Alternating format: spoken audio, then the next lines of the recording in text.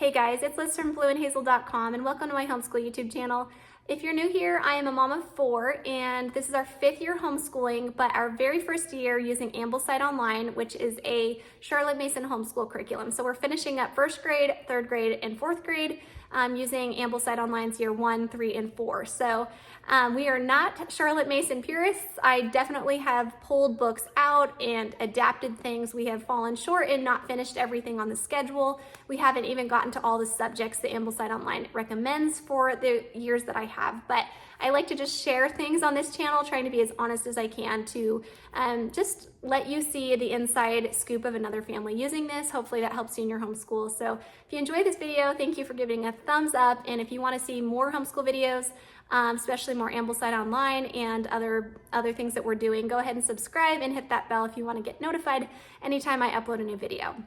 So today's video, what I'm planning to do is to walk you through the favorites and least favorite books of my year 1, 3, and 4. So I kind of asked them if they could give me a few of their very favorite books they read, some that they were kind of blah about, and then ones that they just didn't enjoy reading. And maybe that'll be fun for you to get an idea of, you know, what some of the highlight books are that are coming. So let's go ahead and start with my 1st grader. He is honestly the easiest one because he really enjoyed a lot of his books. And so I will show you a few that he mentioned were his extra favorites, but he said, Mom, I just really liked all my books this year. So I said, well, that's great. I'm glad to hear it, because sometimes when you're reading these books and forcing these narrations and they're having a hard time concentrating, or in the early, few weeks when they're like, my son would sometimes just get so sad.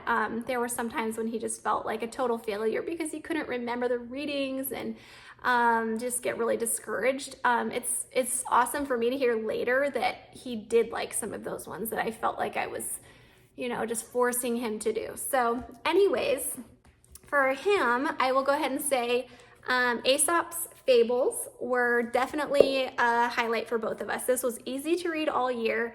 The inside pictures of this particular version are really good, and almost every story has a picture that we read, so he could really just focus on the story while he listened. The other one that he mentioned he really liked, which is not a surprise to me, is Paddle to the Sea. And this one has a great picture for each reading, and you really read about 1 chapter a week.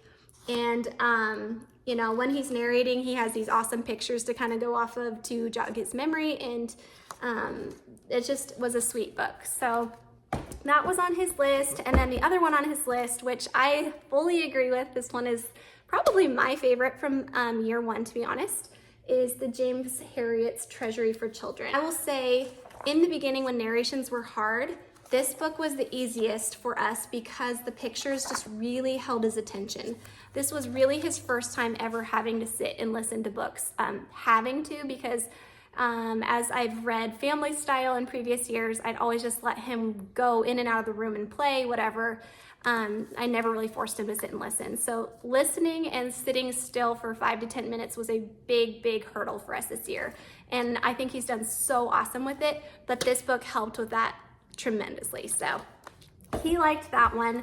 The other one I was surprised that he liked, because he pushed back during the year when I would read this, was Burgess' Bird Book for Children. So he said he really enjoyed it, and each chapter is really a standalone chapter, so they scheduled a few and then they just say read a chapter on the schedule of whatever chapter you want. But we just started from beginning. We have not made it through the whole book, so I'm gonna probably do this one over the summer with all the kids, since my oldest 2 have never had a chance to read it too. But this one, there's also a really great audiobook that's free on LibriVox. You learn a lot about birds. You learn a lot about their personalities, their nesting, their little storyline that goes along with the different birds getting to know each other. And I will just be honest that there were no books that he put on the list of ones he didn't like. I thought he would put Our Island Story on the list of ones he didn't like, because that was kind of hard for us to do during this year. It was hard to narrate. There's a lot of details, even though the stories are short in year 1.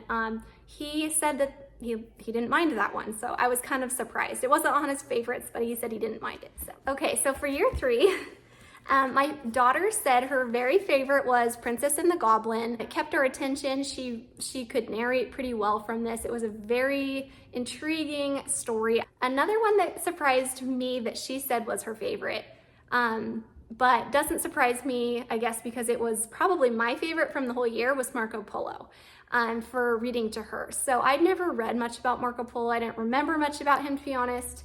Obviously, it was her first exposure to him outside of the pool game that you play, Marco Polo. And so she really enjoyed this. And we just looked up each reading where he was on the globe so that we could get an idea of the geography happening in here. But the descriptions in this particular one, and I think on the Ambleside site, there's 3 versions. I don't know how the other ones are, but she enjoyed this one and never minded really me to read it to her. So this is one that it's not scheduled like chapter 1, chapter 2 throughout the year. They just say read it throughout the year. So our goal was to read this like several times a week in small chunks so that it didn't feel overwhelming, and that was a pretty good pace for us. Oh, the other one that she really enjoyed was The Jungle Book. She just finished that from term 3, and we actually had her listen to an audiobook of that on the Yoto Mini.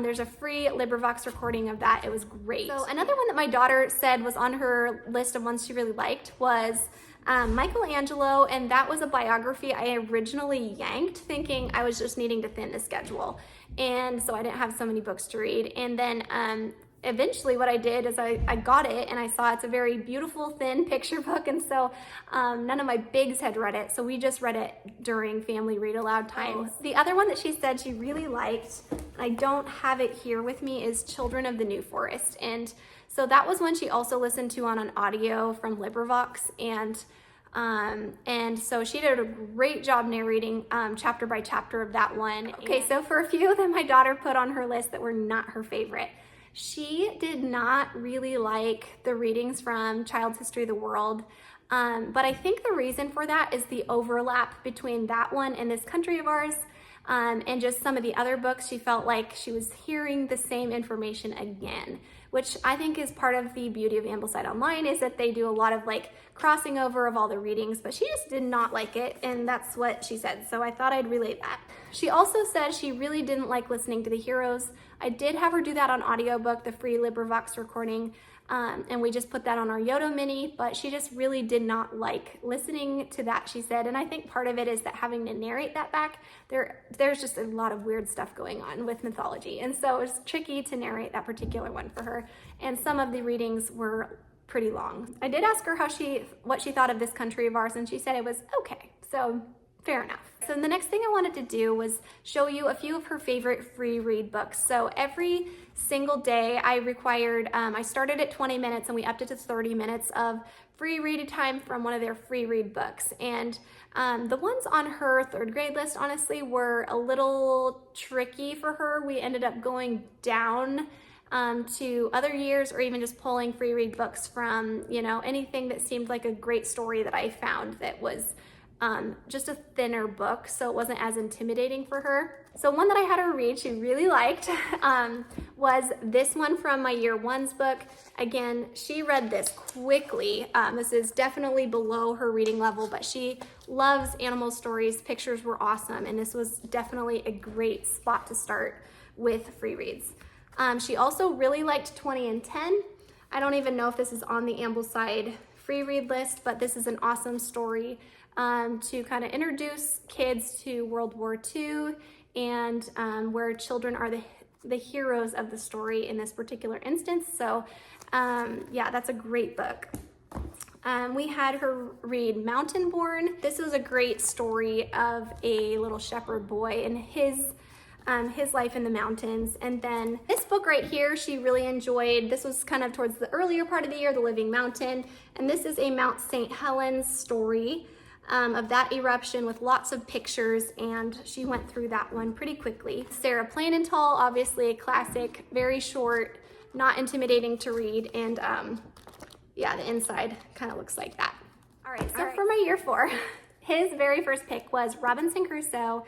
This book was amazing. I'd never read it before. I read this to him, and the vocabulary was really rough for a couple weeks, I'm not gonna lie, but then we just got into the storyline. We started getting used to that kind of way of speaking and the larger vocabulary words. And this became like a highlight of the whole year for both of us. The next one that he really liked that was scheduled was Storybook of Science. And this one, this is just like an easy to listen to or easy to read book. The inside pages, you know, each chapter is fairly short, usually a couple scheduled for each week. And he looked forward to it. He's super sciencey. He loves learning about just anything science and reading about it. I also let him switch over to the audiobook version for this because he just had a lot of books and it was an overwhelming year for him. And so we started taking some of the things off of his plate that we could that were recorded on LibriVox. Okay, so the next one that he liked was Men of the Mississippi. And this one is just a beautiful book. There are maps that you can also get on the Facebook page for Ambleside Online to kind of follow along with the journey. But okay, so the next one's on the schedule that I know he liked, maybe not love, but that he enjoys reading about history, with George Washington's World and Ocean of Truth. So here we have a bunch of different people in history that lived at the same time as George Washington. And so we're learning about a lot of different people in the world. And it's really great for making connections, super helpful for his timeline entries. And each of the stories are quite short. I would say for this one though, probably doing one story every single day is what I wish we would have done straight up in the beginning, instead of, you know, feeling like you have to cram in 3 or 4 at a time. It was, you know, he wanted to read 1 or 2 max at a time.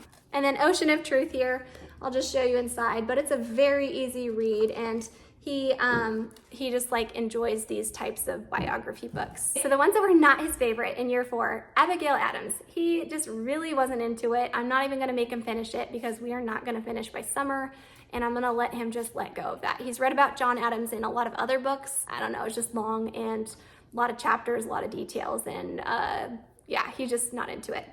And then also Trial and Triumph, he said, was not his favorite. So interesting assessment, because I thought he might really enjoy those stories more.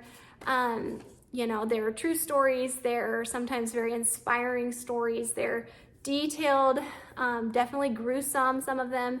And so I don't know why he didn't necessarily like it. He just said it wasn't his favorite. With his free reads, his favorites for the year, this one took a long time for him, but he said it was his absolute favorite free read was Johnny Tremaine.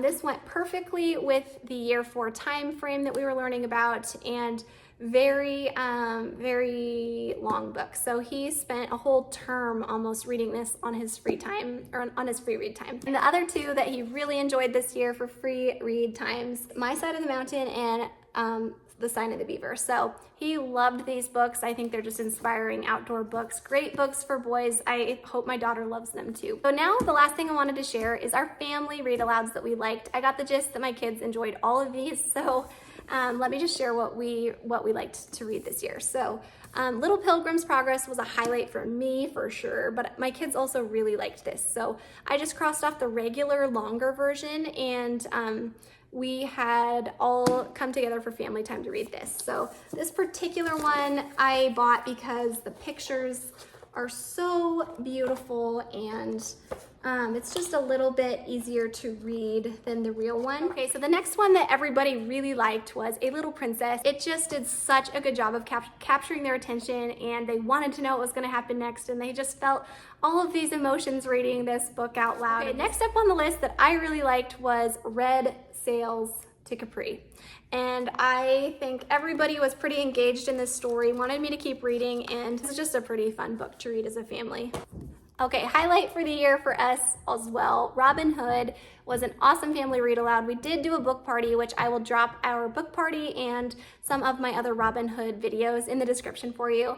This was on the year 2 scheduled read list. So next year when I have a year 2, I'll probably swap this book out for him and pick a different literature book that, you know, would be a great substitute, just so he's not reading this twice. And then the last one I wanted to mention, I'm actually gonna buy another book for, because it doesn't have all the stories in here, is How the Leopard Got His Spots and Other Just So Stories. This one was a fabulous book, and I'd never read these stories. They are bizarre stories.